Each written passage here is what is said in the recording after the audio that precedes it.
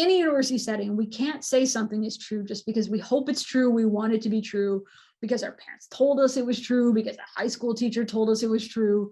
We need to go into the world and find actual proof.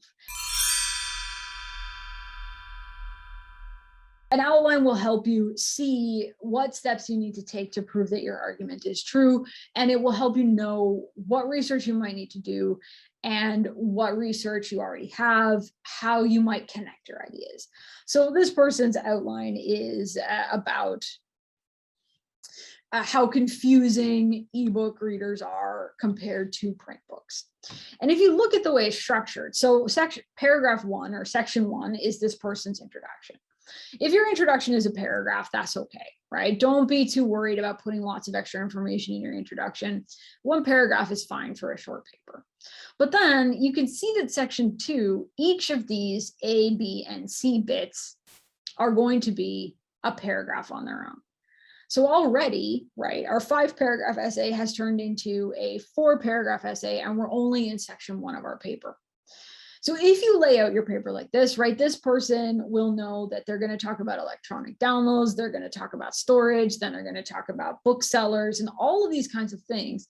So if they get distracted while they're writing their essay, or their mom comes into the room or whatever, they can just go back and say, oh yeah, I was talking about electronic downloads here, and then I'm going to talk about buying ebooks from booksellers. This will keep you organized so that you're not, as you're writing, kind of going off on a tangent or talking about things before you meant to talk about them. The SSC on our website has lots of essay templates you can download. They're form fillable in Word, so you just download them into your Word program and it's right there for you. It will tell you what to put, how to divide your paragraphs. All of that stuff is there to help you. There's also tons of like outline making programs online. I'm not terribly familiar with them, but they will help you kind of plot your essay. When it comes to writing your paragraph or writing your paper, it's a good thing to focus on your individual paragraphs. Whether you have 10 individual paragraphs or 6 individual paragraphs, paragraphs are sort of the key to advancing your argument. Each of your paragraphs should have like a mini essay inside it. They should make an argument. They should explain why a contextual element is important for your work. So why is it important to know what happened at the end of World War I before you can talk about what happened in World War II? Why is it important to know what 10 other people have said about this particular subject? Because you need that information to talk about your subject. When you're writing a paragraph, it should be only about one idea. So lots of times students will kind of treat their paragraphs like a place to just put a list.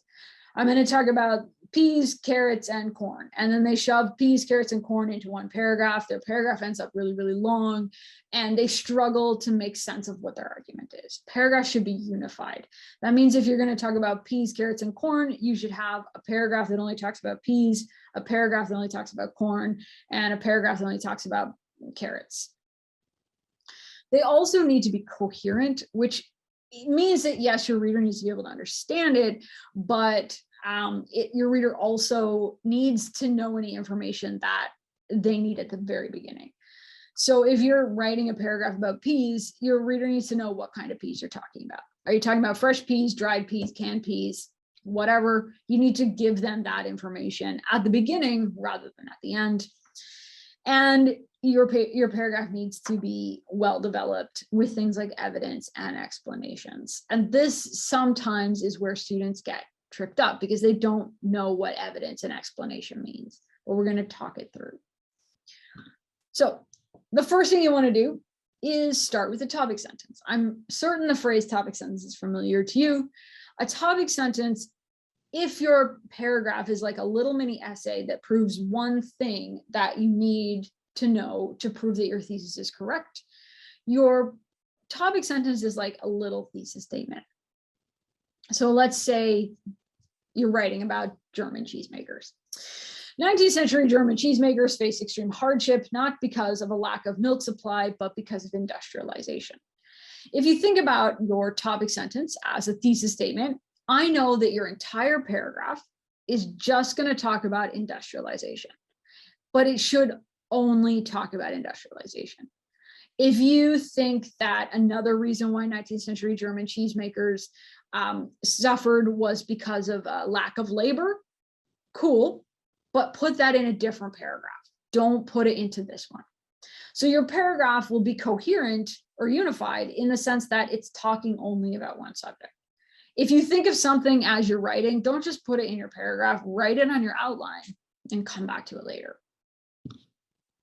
Then you're going to provide examples or context. Your reader will have an easier time understanding what your argument is if you provide them with some examples or something that will help explain what you mean. So let's say this. Around the 1950s, cheesemakers realized that they could make cheese much faster if they used stirring machines and automated cheese presses to make cheese. They also began shipping cheese by train rather than by horse and carriage. So when I've said industrialization is the issue I'm talking about here, I've now explained what aspects of industrialization I mean. I mean specifically stirring machines, cheese presses, and trains. My reader knows that now. My reader knows that these are the topics that I think are most important to industrialization.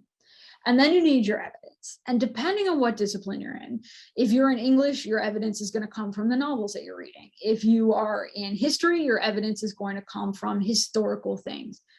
If you're in art, your evidence might come from a painting or something that you know about an artist. Regardless, right? Every academic paper needs evidence. What I've done here is said, well, I'm actually not an expert on 19th century cheesemaking, but these people are. And these people say that we see a change between 1845 and 1850. No paragraph in an academic paper should ever exist if you don't have evidence from an expert that says that you are correct, right? If you are trying to make an argument about 19th century German cheesemakers and you haven't done any research about 19th century German cheesemakers, it doesn't matter what you say because you don't have evidence to back it up. Then you're going to provide analysis. And analysis, discussion, interpretation, all of those words are kind of interchangeable. But the point is that this is the part in your paper where your professor hears what your ideas are. Up until this point, you've just given context, you've done a summary of some research that you did, which is all great. But if you really think about it, none of this stuff is your ideas, right? You've taken Statler and Waldorf's ideas and you put them in your paper and you've given some important historical facts, which is also really good. But your prof wants to know what you think, right? Your prof doesn't need to know what Statler and Waldorf think. Chances are your prof already knows what Statler and Waldorf think. They want to know why you think this particular fact and evidence is important. And so if you're a business student, this is where you make your money, right? This is where your grades are going to come from. You have to explain why out of everything you could have said about 19th century German cheesemaking, you've said this particular thing. Because the larger cheesemakers were more able to take advantage of expensive industrial technology and begin producing larger quantities of cheese more quickly, and because they were able to ship that cheese to markets further and further away more quickly, they were able to profit where smaller cheesemakers failed. Your idea is that these aspects of industrialization, here I've proved that they happen, these are why cheesemaking turned into the thing that it did. Without that step, you're not really going to get the grades that you want. Then you should make a conclusion that ties your paragraph into your larger thesis. So assuming that this paper is about, your thesis is that industrialization was the most important thing to ever happen to cheesemaking, you're going to tie this paragraph into your thesis statement. That helps with that element of connection. It's not just an isolated paragraph that doesn't have anything to do with anything. This paragraph makes one part of your thesis statement true. This increase in production demonstrates that there was no issue with milk supply and that the smaller cheesemakers failed because they were unable to compete. A lot of people then, once their conclusion is over, will put in a transition sentence. I recommend not putting your transition sentence at the end of your paragraph, but rather at the beginning of your next paragraph. If all of a sudden you say, and now I'm going to talk about a drought at the end of this paragraph, it sounds really disjointed. I recommend trying the old not only, but also transition at the beginning of your next paragraph, sort of as a an addition to your topic sentence. So you might start your next paragraph with, not only was industrialization a challenge for smaller cheesemakers, they were also put under pressure by the growing movement of farmers in the cities. What you're saying here is, look, my paragraph connects to my thesis statement, but it also connects to this other paragraph. And those transitions can be really important for showing your reader that there's a relationship between things. There's a relationship between industrialization and farmers moving into cities. Now we're going to talk about it.